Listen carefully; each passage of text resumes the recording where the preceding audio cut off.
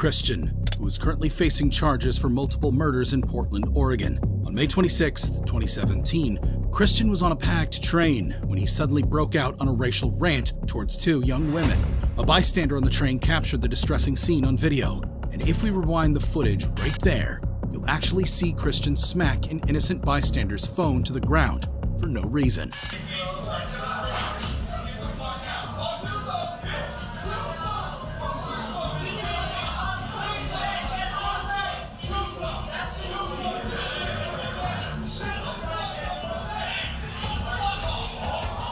The situation quickly spiraled into chaos as passengers, including Micah Fletcher and Talisa Namkai Mechi, bravely confronted Christian to protect the targeted girls. Christian became increasingly aggressive and confrontational. The situation only escalated from here. Christian pulled out a folding knife and attacked Fletcher, Namkai Mechi, and Ricky Best. The attack resulted in the deaths of Best and Namkai Mechi, while Fletcher survived but sustained serious injuries. He fled the crime scene, but passengers of the train followed him, and he was arrested about a mile away. After the arrest, shocking footage emerged of Christian in the back of the patrol car. My first rodeo. You think I just stab in the neck for fun? Oh yeah, you're right, I do. I'm a patriot. I'm happy as a mother. Hopefully this dies. However shocking you thought Christian's case was up until now, wait till you see how he acted in court. Christian faced trial and was convicted of 2 counts of murder and attempted murder. It was here he displayed disruptive and erratic behavior, which deeply frustrated Demetria Hester, a black woman who he had verbally attacked on the train. Hester expressed her disappointment with the police's handling of the case, believing that it failed to protect her and the other victims from Christian's actions. The officer asked me for my ID and treated me like I was the assailant because of my color. The officer let Jeremy walk away to commit the senseless murder while looking for me. Then, Christian had an outburst. Go back to Tennessee too. We don't want you here. All your race baiting you ain't gonna be mayor either, bitch. You ain't gonna be mayor either, bitch.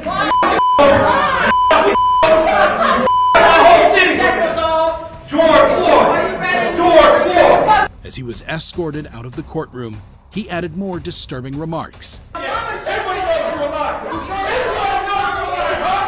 The judge sentenced him to 2 consecutive life terms, plus more than 25 years for his other convictions.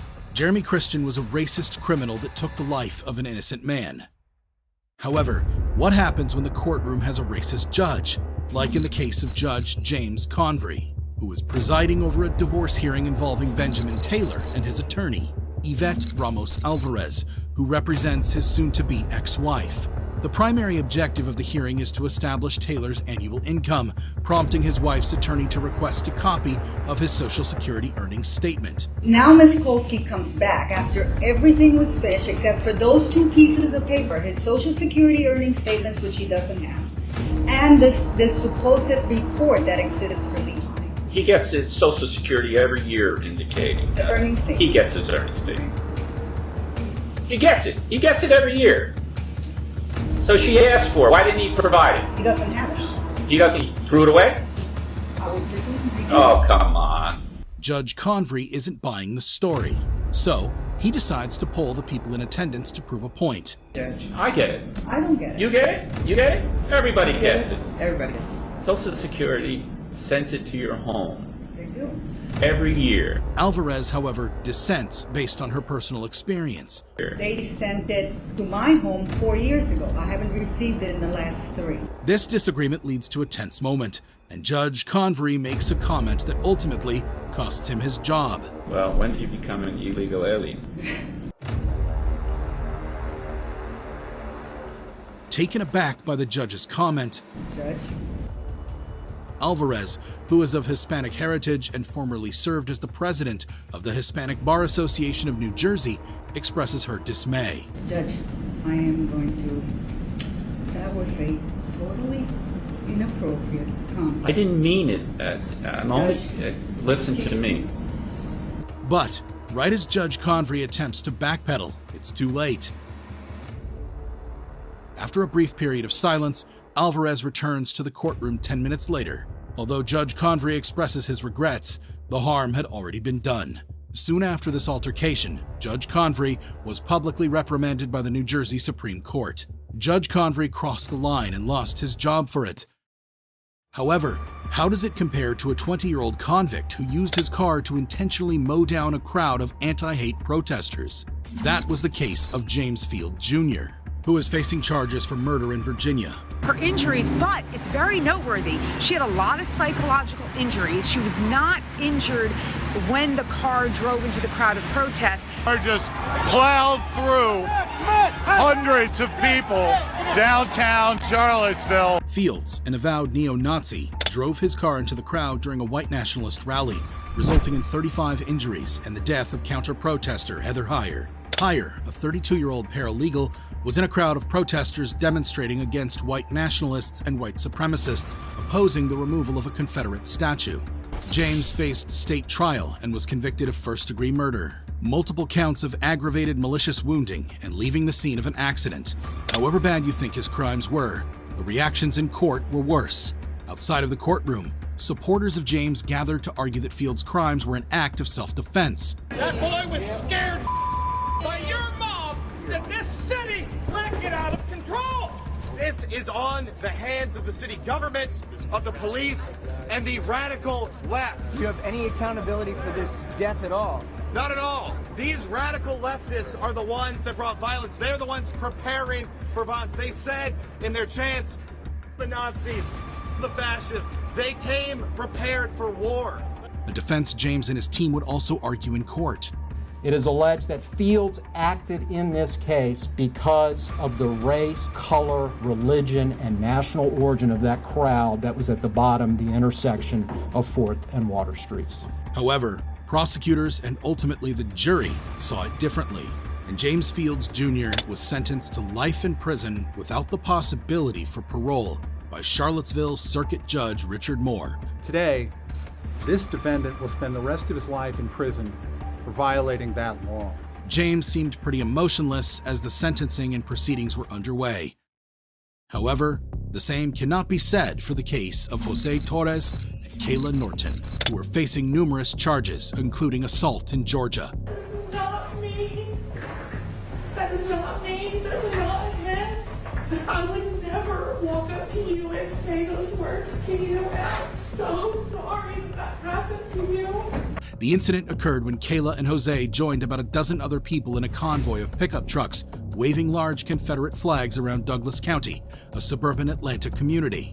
According to police reports, the group passed by the victim's residence, which was hosting an 8-year-old child's outdoor birthday party that included a cookout and bouncy castle. They then proceeded to park their trucks nearby and began shouting derogatory racial slurs toward the black partygoers. But it didn't end there, because after someone at the party threw an object towards the truck in an attempt to make them leave, Kayla Norton retrieved and loaded a tactical 12-gauge shotgun and handed it to her boyfriend, Joe Torres. Torres pointed the loaded shotgun at the group of African-American partygoers and stated he was going to kill them, while his co-defendants stated that the little ones can get one too, referring to the young children at the party. Listen as one of the victims describes what happened that day. I mean, they terrorized us. I mean, they pulled out guns and knives, called us racist slur, and they threatened to kill us. And that was terrifying. If their actions were bad, then their behavior in court was even more shocking. Norton couldn't hold back tears during their sentencing as she apologized to the family suffering. I would never walk up to you and say those words to you. I'm so sorry that happened to you. In a surprising turn of events, Aisha Bryant forgave the couple. The couple could only cry at her apology. They were sentenced to a combined 19 years in prison. Jose Torres and Kayla Norton showed remorse for their crime. However, not all racists have that presence of mind, like in the case of Travis McMichael, Gregory McMichael, and William Bryan. All three men are facing charges for murder in Georgia. On February 23, 2020, Ahmaud Arbery, a 25-year-old black man, went jogging in Satilla Shores, a neighborhood near Brunswick in Glynn County, Georgia, when the three men noticed Arbery and assumed he was a burglar. They began pursuing him in their trucks. Right, got the shot. Okay. I said, come on, let's go. So Travis runs and gets his shotgun, Because the other night, the guy stuck his hand in his pants. Bryan followed in another vehicle and recorded the entire incident, including Arbery's murder. No arrests were made for over 2 months. The GCPD claimed the Brunswick District Attorney's Office initially advised them not to make any arrests because he did not see grounds for the arrests of the men involved. In fact, a letter was also written to police on their behalf reiterating their claim that they believed the McMichael's actions were perfectly legal. As if their crimes were not disgusting enough, their reactions in court were even more disgraceful. During the trial, Travis showed no remorse for his involvement in the murder. I shot. Why? He had my gun. He struck me. It was obvious that he was attacking me, that if he would have got the shotgun from me, then this is a life or death situation. I'm going to have to stop him from doing this, so I shot. Travis was adamant that it was an act of self-defense, but when prosecutors asked the investigators involved to read out Gregory McMichael's transcript he had with his son prior to the shooting, Travis's defense seemed to not add up. As they're on Holmes Road, where is Mr. Greg McMichael? Line 21. He says that he is in the back of the truck with the 357. All right, now specifically, on Holmes Road in the back of the truck with the 357, he then says specifically, I want you to quote this, line 25, what does he specifically say?